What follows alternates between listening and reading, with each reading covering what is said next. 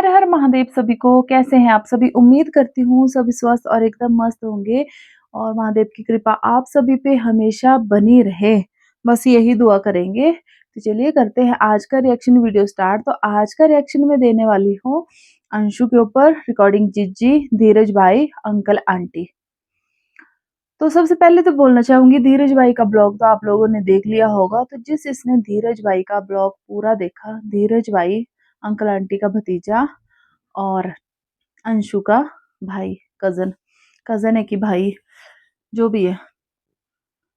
तो धीरज भैया ने अपने ब्लॉग में बहुत अच्छी बात कही। क्या बात कही? मतलब समझदार जो इंसान सब अभी भी, मतलब ऐसा नहीं है कि टारगेट कर रहे हैं, पर इतनी बड़ी बात उस मैच्योर पर्सन ने बोली है, उस मैच्योर पर्सन ने कही है, तो यार आप लोगों को मान लेना चाहिए। लेकिन नहीं, आप लोग नहीं मानेंगे क्योंकि आपकी आंखों के ऊपर तो पट्टी बंधी है जिज्जी की, रिकॉर्डिंग जिज्जी की पट्टी जो बंधी है। पर वैसे मैं आप लोगों को बता दूं, धीरज भाई ने अपने ब्लॉग में क्या बोला। बहुत अच्छी बात बोली उन्होंने, बहुत अच्छी। समझने वाले के लिए काफी है, जो ना समझे उसके लिए तो क्या ही कर सकते हैं फिर। तो धीरज भाई ने बोला, जैसे कि आप लोग प्रॉपर्टी प्रॉपर्टी प्रॉपर्टी, कि आप लोगों को ऐसा लग रहा है कि धीरज भैया प्रॉपर्टी खा लेंगे, अंशु प्रॉपर्टी खा लेंगे। अंशु तो खा भी लेगी, कोई बात नहीं भाई, वो तो बेटी है। देखो, अगर तो वो उनके घर नहीं रहती तो हम मानते कि नहीं, बच्चियों का भी हक है, सपना का भी है, ऐसा भी नहीं वो कर रहे हम लोग। तो धीरज भाई ने कहा, जो बहन और बुआ की प्रॉपर्टी खाए वो नरक में जाए। क्या बात कही है धीरज भाई ने? फिर से सुनिए, जो बहन बुआ बुआ की प्रॉपर्टी खाए वो नरक में जाता है, नरक में जाए। पर आप लोगों को पता क्या, आप लोग फिर भी मतलब नहीं मानोगे। कल को क्या पता लगता है, अंकल आंटी अपनी प्रॉपर्टी दे भी दे धीरज भैया को जबरदस्ती से, लेकिन वो इतना तो आप लोगों को पता लग गया कि हड़पना तो नहीं चाहते, ठीक है। पर धीरज भैया की इन बातों से ना, सच कहूं तो दिल को बहुत तसल्ली मिली है, बहुत ज्यादा, कि वो नहीं चाहते प्रॉपर्टी की भूख उनको तो बिल्कुल नहीं है। सिर्फ और सिर्फ उनको बदनाम किया जा रहा है, वो भी इसलिए क्योंकि सामने वाली पार्टी चाहती है कि इनकी हेल्प के लिए कोई भी ना आए और ये कल को मेरे ही नौकर बन के रहें। इनकी हेल्प के लिए कोई नहीं आएंगे तो मजबूरन फिर मुझे बुलाएंगे, मुझे फोन करेंगे, मेरी आगे मिन्नत करेंगे, तो फिर मैं जाऊंगी, फिर रखूंगी इनको। मेरे मायके वाले फिर ऐश करेंगे महाराजा राजा बन के और इनको बनाएंगे हम नौकर। यही सोच है। आप लोग सही बोलो गलत बोलो। और दूसरी बात उठ रही है अंशु के ऊपर। मुझे तो ये समझ नहीं आ रहे, इतने बुजुर्ग बुजुर्ग लोग बैठ के अंशु को टारगेट कर रहे हैं, इन लोगों को शर्म नहीं आ रही बिल्कुल भी? 16-17 साल की बच्ची को टारगेट करते रहते हैं हर बात में। अब क्या करे, वो जवाब भी ना दे किसी बात का।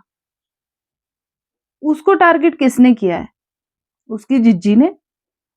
अगर जिज्जी उसको टारगेट नहीं करती तो आज ऐसा होता ही नहीं। और दूसरी बात उठ रही है कि अंशु फार्म हाउस, और जब मतलब अभी शिवपुरी आई थी तो कभी फार्म हाउस जा रही है, कभी रूम जा रही है सफाई करने, कभी कुछ कभी कुछ, और वो जिज्जी को चिढ़ा रही है। मतलब वो इतने दिनों के बाद आई और आंटी की हेल्प वो अगर कर रही है तो उस चीज से भी आप लोगों को दिक्कत है। मतलब वो कुछ ना करे, वो खाना ना खाएं, उस किचन में ना जाएं, वो घर छोड़ दे क्योंकि उससे जीजू को चिढ़ होती है। तो ऐसा तो नहीं होगा।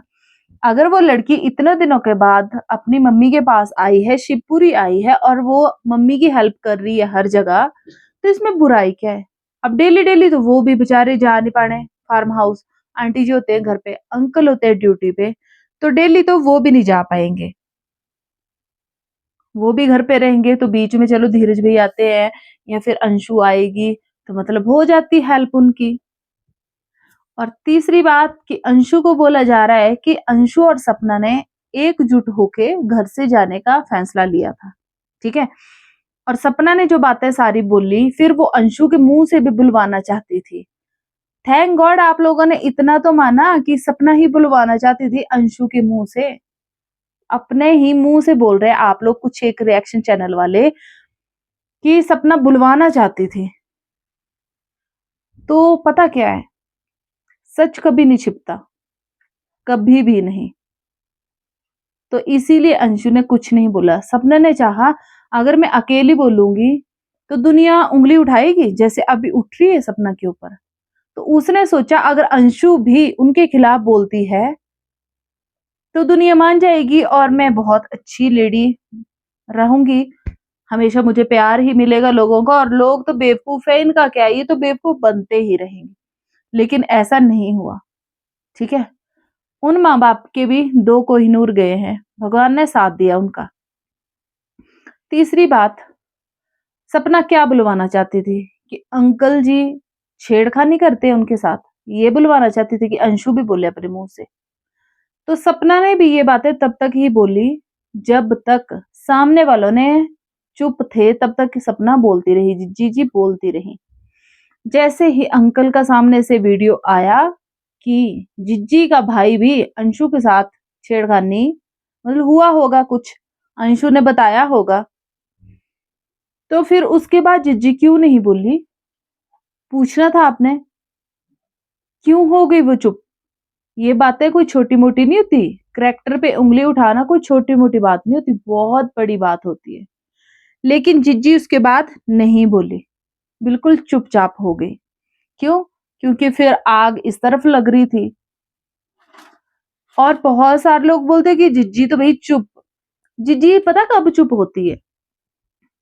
अभी कंट्रोवर्सी चल रही है ना, जैसे धीरज भैया ने कोई बात उठा दी, अंशु ने कोई बात उठा दी, अंकल आंटी ने, तब तक उसको पता मेरे व्यूज चलते रहेंगे।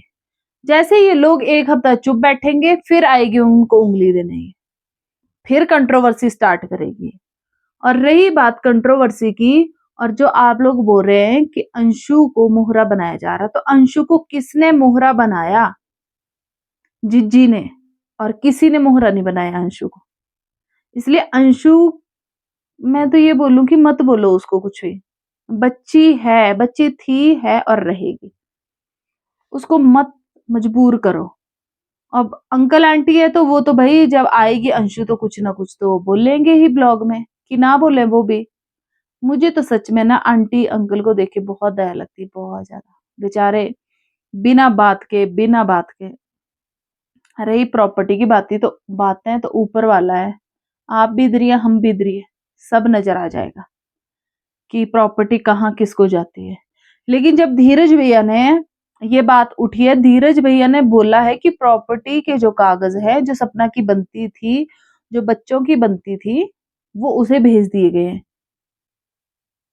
अगर देखा जाए तो वैसे तो सपना की प्रॉपर्टी बनती है उसमें, सोचो पहले बड़े भाई से शादी हुई, फिर छोटे को पटा लिया गया, दोनों की प्रॉपर्टी तो वो तो उन दोनों के बच्चों की प्रॉपर्टी। रही अंशु की बात, तो थोड़ा बहुत हिस्सा अंशु को मिलेगा, तो वो तो मतलब पूरी प्रॉपर्टी जो वो उनकी होगी।